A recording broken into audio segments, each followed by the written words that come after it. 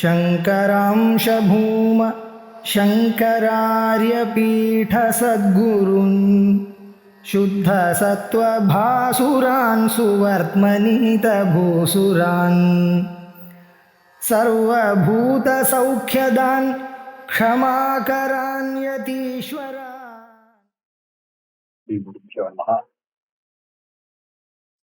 Start now. Shri Guru Charana Dvandvam Matita Vandeham Matita Dussahadvandvam Grantigrahopashantim Pamsumayam Yasya Vasitam Atanute. In this 58th sloka that we had begun last time, the question was raised that the Jiva can become Brahman by a process, and that process is a kind of meditation. And for that, an analogy was given. Yatvat ayaha rasaviddham kanchanetam yati tadvadeva asavaha sadhana shaktiya paratam yati iti kechid icchanti. Just like an iron piece in association with a mercury or some chemical will transform into gold.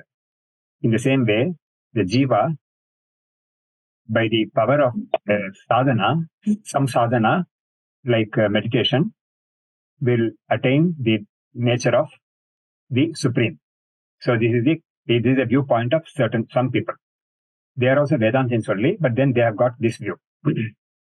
Yadvad yatha ayaha loha dhatuhu rasaviddham sat kenachid rasena paradena va aushadhi rasena va anupratistham kanchanatam yati suvarnarupam bhavati tadvadasau jivaha sadhana shaktiya kritva paratam yati prapnoti iti kechid ichanti kaichid ashankyate siddhanta anabhignatvad. So the meaning has been given already in the shloka itself. The commentary doesn't add anything much. Only thing is it gives some description about the chemical. That chemical could be mercury or some herbal juice or herbal juice. Also Oshadhi Rasena. So this kind of association with the iron piece with this kind of a liquid will transform the iron piece into gold. So there is the analogy given. So in the next shloka, that idea is being refuted.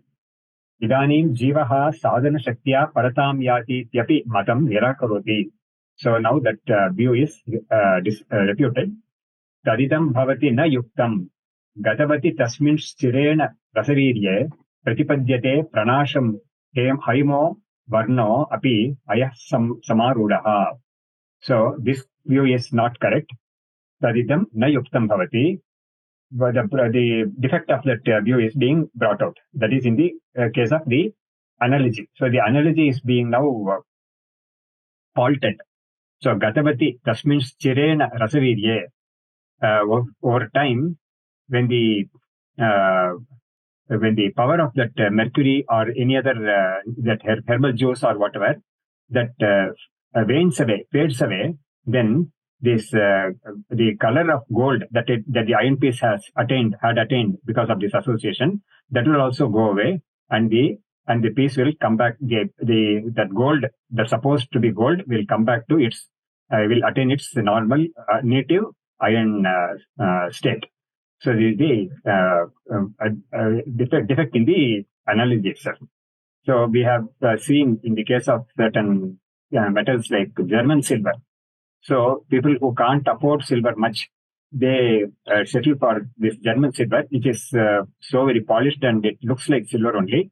But over time, it will lose its sheen and some yellow color or brass color or some color will be revealed.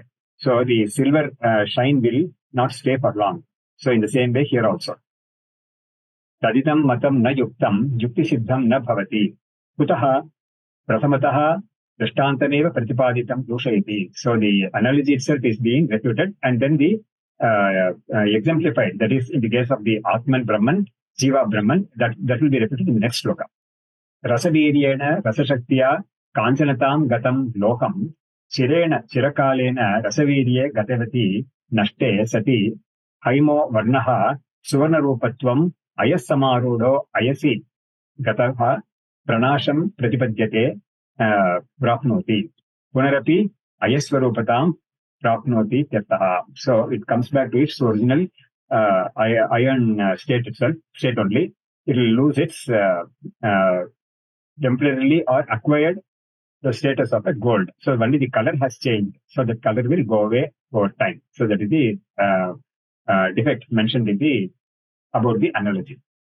Dashtantikepi sadhitamartham nirakaroti. So now the refutation with regard to the jiva attaining Brahmanhood or supremehood by some process. So that is being done here now in this sloka. Jivatvamapi tatha idam bahuvida sukha-dukkha lakshanopetam gatamiva sadhana shaktiya pratibhatyeva prayati na vinasham. So the jiva, whose nature is, it's not referring to the ultimate Brahman nature. No, what is now being stated is the attributes of the jiva, which is bahuvida sukha-dukkha lakshanopetam. So he is attributed with, or he is endowed with many types of miseries and seeming happiness and all that. So that jiva, gatamiva sadhana shaktiya pratibhatyeva prayatina vinasham. So it appears that this sukha dukkha and all that goes away for the time being. But the sukha dukkha status of the or attributes have not been destroyed. They continue to be there, but in a latent form. They are not patent. But then it gives a feeling that they have gone, but then they have not actually gone. So that is the meaning of the sloka. Jivatvamapi, Jivaswarupamapi, idam tata ayodrishtantavate bahuvida sukha-dukkha lakshanopetam aneka prakara sukha-dukkha yutam etadrisham sadhana shaktiya kritva gatamiva nashtamiva pratibhatyeva parantu vinasham na prayati nashyati tirtaha. So the attributes of samsara, that is the kartartvam, bhoktartvam, sukhi, dukhi, samsari, etc., all those, they would not have gone really. They would only appear to have gone. So the person will be fooling himself that they are gone. But really, they don't go away. Idanim jivasya swataha jivatve angikriyamane doshamaha. So now, the defect of accepting a jiva as jiva in truth. So that is the fundamental point of the previous slokas also. So jiva is jiva only in truth. Only thing is, by some action, he can attain Brahmanhood. So that is the idea. So even that fundamental idea that jiva is jiva in truth, that is being corrected or refuted here in this sloka. Tasmat svato yadi syat jivaha satatam sayeva jivaha syat evam yadi paramatmaiva ayam iti bhavet yuktam. So if jiva is jiva alone in truth, then he will continue to be jiva always.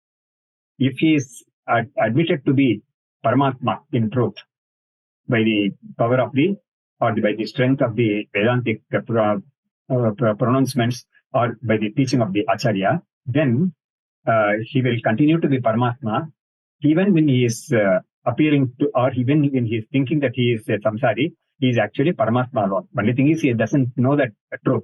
So that is the position admitted in the Vedanta. Tasmad karanat yadi te jivaha swataha swabhavataha jivarupena syat sa satatam nirantaram sa jiva eva syat.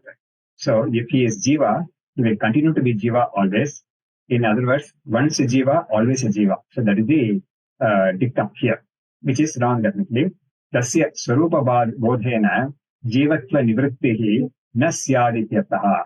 So for such a person, any amount of teaching will not bring him to the realization that he is not a jiva. So he will continue to be jiva. That swarupa bodha will not bring about the cessation of the wrongly assumed the jiva.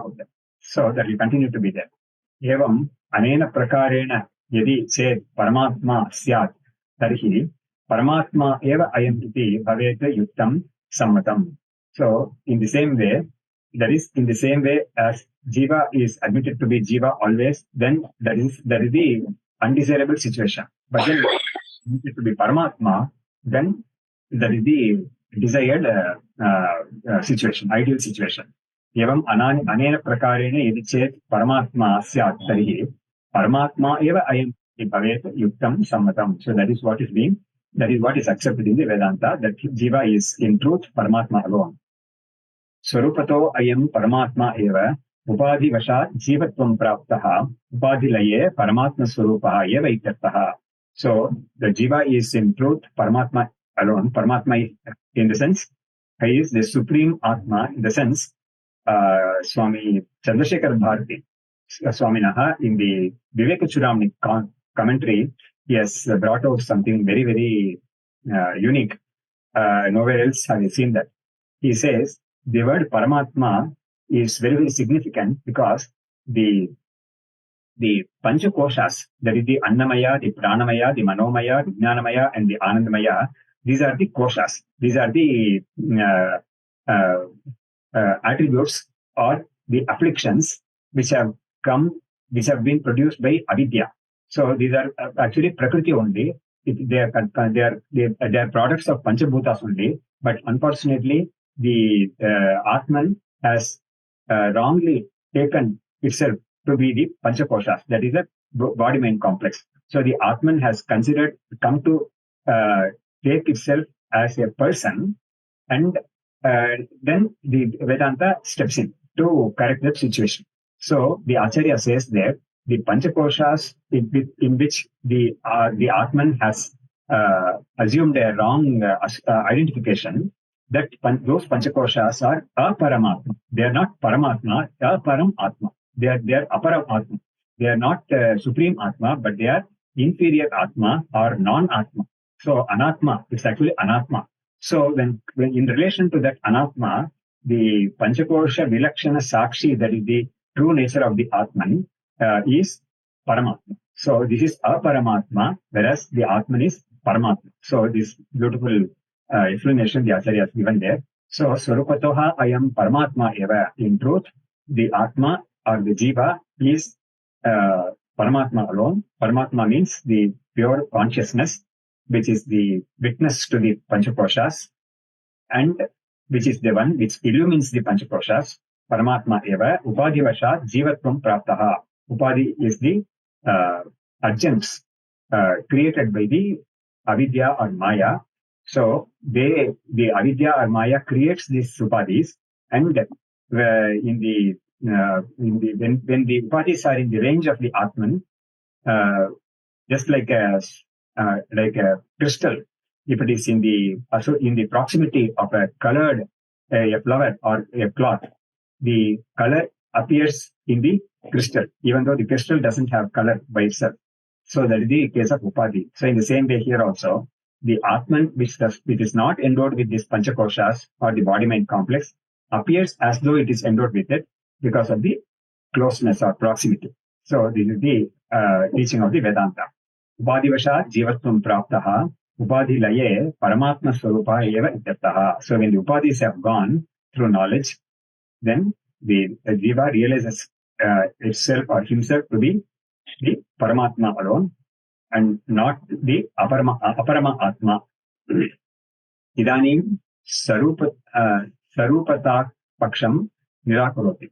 So sarupata is the jiva attaining the position or status of the Atman, Paramatman, through some process that is being reputed here. Yadiva parena samyam jivaschet bhajati sadhana balena kalena tadapi kiyata nashyatyeva iti nishchitam sakalaihi. So if the jiva is going to attain the status of Paramatma through some process, then by over time, the what has been added through the process, that will wane away, and the jiva will continue to be jiva, and he would not have really attained the Paramatma status alone. himself, or really in truth. This is the conclusion of the Vedantics. Yadiva pakshantarena ayam jivaha sadhana balena upasanadi balena parena paramatmana samyam sarupatam bhajati. So he becomes equal to, sarupatam is equal to or akin to the paramatma, parabrahman. So when you say akin to that, there are two things, and one becoming akin or like this like the other. So here the situation is not like that. There is only one Brahman. That alone is appearing as Jiva because of ignorance. So there are not two things at all. But here the situation is that there are two things. The Jiva is there, and he becomes akin to the akin to Brahman. So that situation is, that's the kind of argument or proposal is being discounted here. Kieta kalena sarupyamapi prapnoti chet tadapi sarupyamapi kieta kalena sadhana shakti nashavadhi kalena nashyatyeva iti sakalaihi pragnaihi nishchitam nirnitam yat kritakam tan nashyatyeva ityartaha. That is why in Advaita, the four types of mukti, like sarupya, sarokya, salokya, samipya, and sayujya, these four types are regarded as mithya. They are not real mukti at all. They are all they have all resulted from some sadhana or the other. So they are not real mukti. It is possible that a person who has attained sarupyam or salokyam comes away from that loka and back to his normal state of human or whatever. So this is also possible. But one thing we have admitted in the Advaita Vedanta, that a person who has done upasana of the Saguna Brahman, for such a person, if he has conducted the upasana till the end of his life with all seriousness, with total commitment and application, without giving room for any negative emotions or negative thoughts or negative ideas, totally committed to the Saguna Brahman. For such a person, the Bhagavad Gita 8th chapter also says that he will, after leaving this body, that person will go to Brahmaloka, and in Brahmaloka he will be taught the supreme truth, the Advaitic truth, by Brahma, the four-faced Brahma. And he will become a Jnani and become a Jivan Mukta there. He will continue in that loka till that loka lasts, till the end of that yuga or kalpa. And when the Mahapralaya, when the Satyaloka or the Brahmaloka also perishes, the residents of the Satyaloka will become Videha Muktas. They will never ever come back to samsara. So this is admitted. But anything less than that is only a temporary thing, and it is possible he might, if he has the qualification to get the Atma Vidya in that loka, and if he has got the qualification, means because he has all the Vairagya and all that, for that he will definitely get that, and he can also become Mukta. But otherwise, anything attained through some practice, he will definitely end at some point of time. So this is the logic behind this kind of repetitions. Idanim yathoktha lakshana gurupurvaka vedanta shravanadina brahmaswarupata sampadaniya dhyaha. So now what has to be done by an aspirant is being stated. So one has to engage in Shravana, Manana, and Vidyasana and attain his true nature of Brahman, or realize his true nature of Brahman, Brahmaswarupa. Tasmat param swakiyam mohatmakam cha samsaram swajnanena jahitva purnaha swayameva shishyate na anyate. Therefore, swakiyam mohatmakam cha samsaram. So he has to eradicate his own ignorance, and also as a result of that eradication, he will eradicate the product of that ignorance, that is samsara, and by virtue of his self-knowledge, he will give up all ignorance, and he will realize his true nature of Purnatvam, Swayameva Shishyate na Anyate. So he alone will remain over after all these Maya or Avidya created afflictions have gone. He will remain as his own self, and that is the only Advitiya, that is secondless self, Brahman. So that is the pronouncement of the Vedantas. For example, in the Brihadaranyaka Upanishad, where the Aham Brahmasmi teaching is there, where the passage itself very clearly brings out this idea. Brahmava idamagra asit tad atmanameva avet aham brahmasmiti tasmat tat sarvam abhavate. So that the statement says that even before realizing oneself as Brahman, that entity who realizes himself as Brahman is already Brahman alone. So Brahman alone realizes itself as the Aham Brahmasmi, and as a result of that knowledge or realization, it sheds its finite attitude or finite notion and regains its infinite truth, true nature. So that is the statement there. So that's what is applying here also. Tasmat param durnivaram swakiyam sambandhinam moham avidyakhyam mohatmakam mohaswarupam samsaram cha jivatva lakshanam swajnanena swatma avabodhena jahitva durikritya purnaha sarvavastu sthitaha advaitatma swarupaha swayameva sarupenaiva avashishyate na anyate tadatiriktam kinchit na avashishyate. So in this very nice commentary in one sentence, he has encapsulated the whole of Vedanta in such a nice manner. So clear it is. Sarva prapancha vilapanena brahmaswarupameva avatishtati tyartaha. So tasmat param durnivaram swakiyam sambandhinam moham avidyakhyam. So this moha, that is avidya, that is the delusion, which is Durnivara, means it is not that it is impossible to be given up or eradicated, but it is very, very difficult to eradicate this.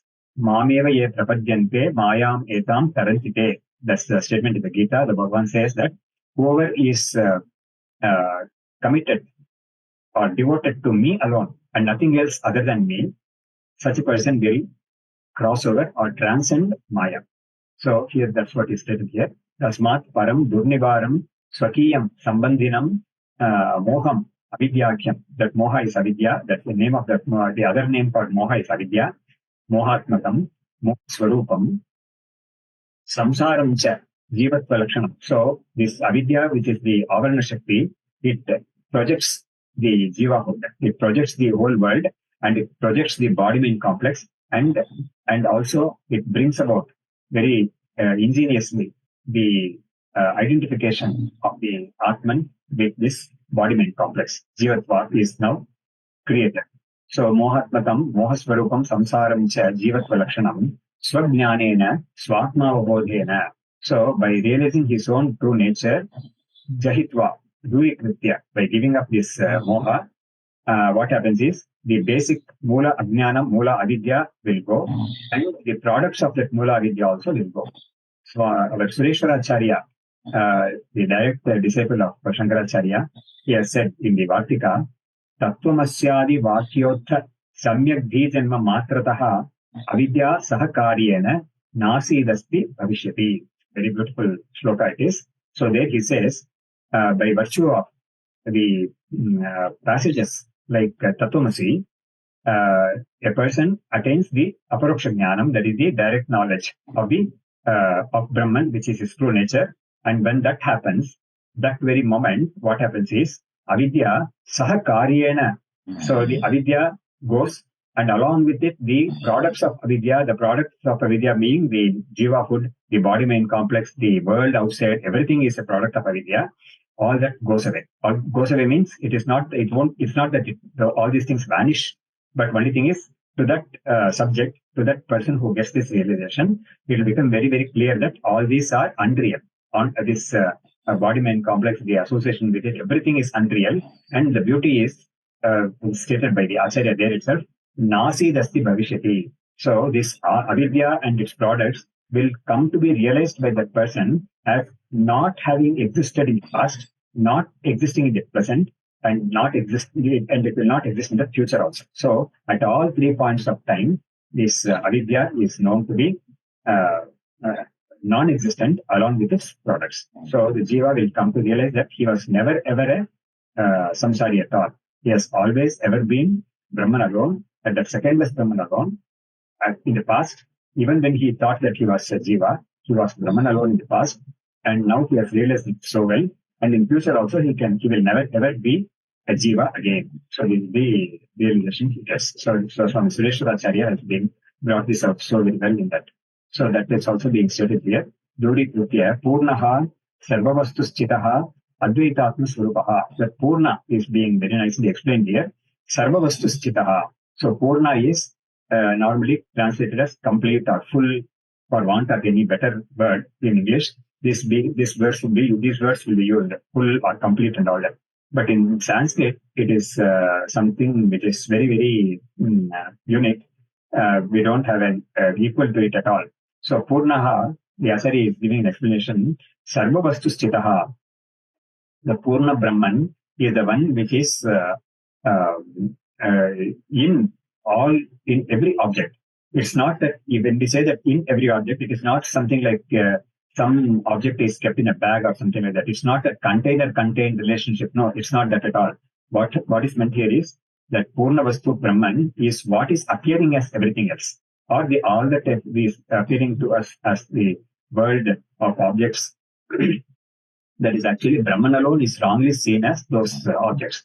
So Purnaha, Sarvavastu Sthitaha, Advaitatma Swarupaha. So that Purna Swarupam is Advaitatma Swarupam. Swayameva, Swarupenaiva Avashishyate. So this alone remains over. So here in the Sureshwaracharya has made one more statement, which is very, very powerful. What he says is, Adhishtanavasheshohi Nasha Kalpita Vastunaha. So in the case of a rope snake, the snake is imagined by a person, and for some period, he holds the notion that there is a snake really there. But once he gets the right knowledge that there is a rope alone there and no snake at all, so what is the status of the snake now, which has been realized to be unreal? What is the status of that snake? That shloka says that the snake remains over as the substratum rope alone. So the remaining over of this snake as the substratum rope alone is what is meant by the